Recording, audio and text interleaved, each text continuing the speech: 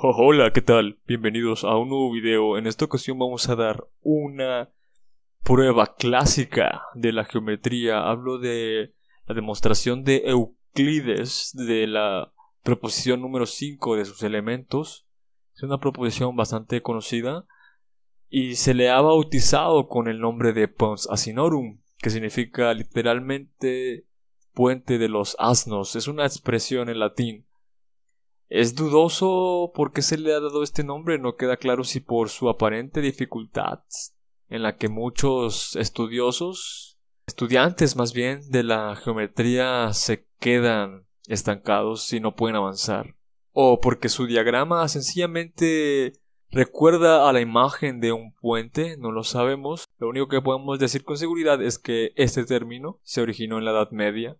Muchos años después de que Euclides escribiera su obra. Y pues nada, vamos a darle esta demostración. Sin más, pues comencemos.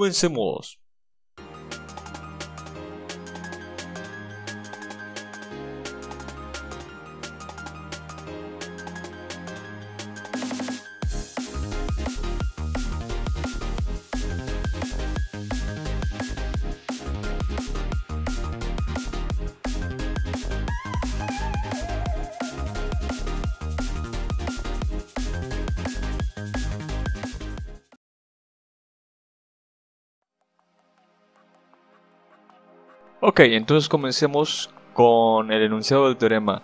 Dice que si tenemos un triángulo isósceles, entonces los ángulos de la base, es decir, los que se oponen a los lados congruentes, son también congruentes. Además de que si nosotros prolongamos los lados congruentes del triángulo, los ángulos que se forman debajo de la base también son congruentes.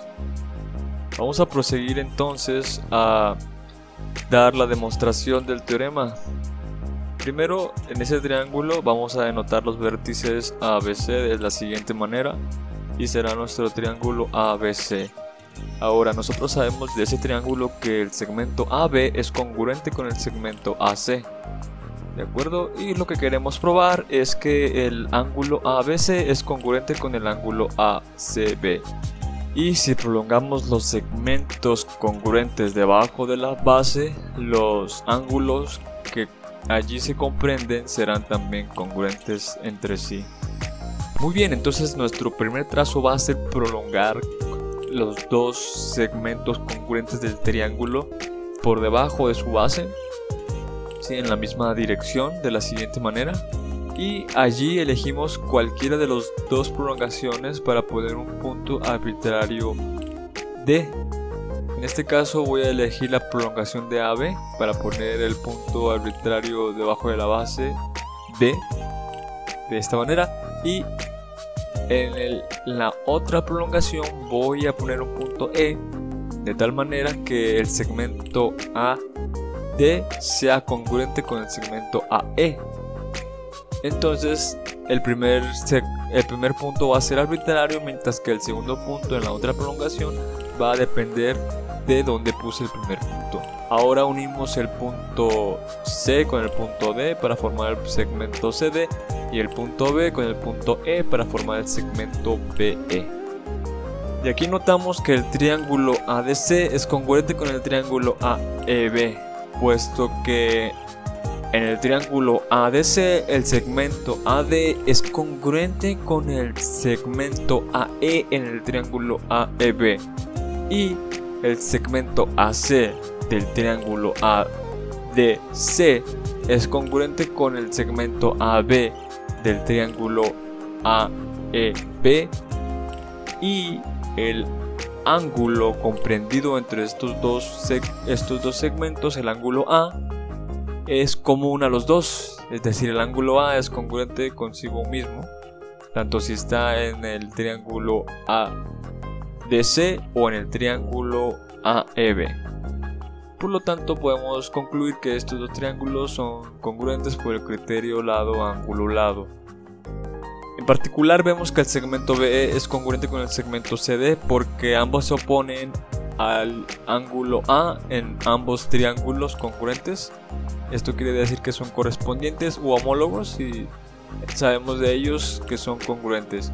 Ahora, el ángulo D es congruente con el ángulo E, puesto que se oponen a dos segmentos correspondientes u homólogos en dos triángulos congruentes. El ángulo D se opone al segmento AC y el ángulo E se opone al segmento AB, que nosotros habíamos dicho que los dos son correspondientes en los dos triángulos congruentes.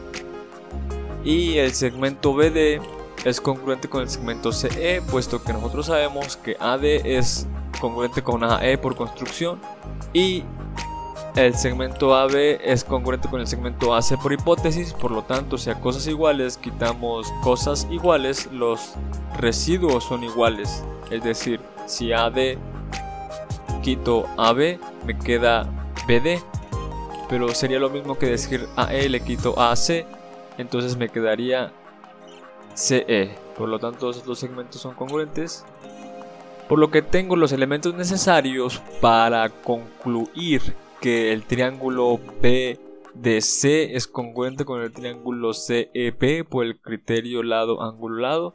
En particular vemos que el ángulo BCD del triángulo BDC es congruente con el ángulo CBE del triángulo CEB, porque ambos se oponen a lados correspondientes en estos dos triángulos congruentes.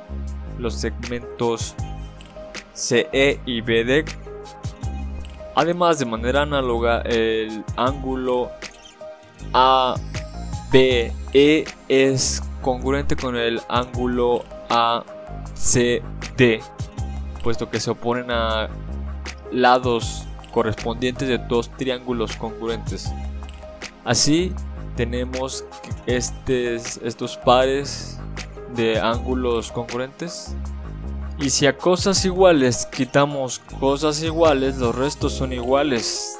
Entonces, si al ángulo ABE quitamos el ángulo CBE, tendremos entonces que es lo mismo que quitar del ángulo ACD el ángulo BCD. Por lo tanto, los restos de ambas sustracciones, en este caso el ángulo ABC y el ángulo ACB, son congruentes. Pero estos ángulos son los ángulos de la base de nuestro triángulo inicial, como se requirió. Ahora, para probar que los ángulos debajo de la base entre la prolongación son también congruentes entre sí, basta con notar que estos ángulos son también correspondientes de dos triángulos congruentes, del triángulo BDC y del triángulo CEB. Ambos se oponen a dos elementos homólogos, por lo tanto tienen que ser congruentes, como se requirió. Y esto ha sido todo por esta demostración. Espero que haya quedado claro, y si no, puedes dejar tus dudas en la caja de comentarios. ¡Nos vemos!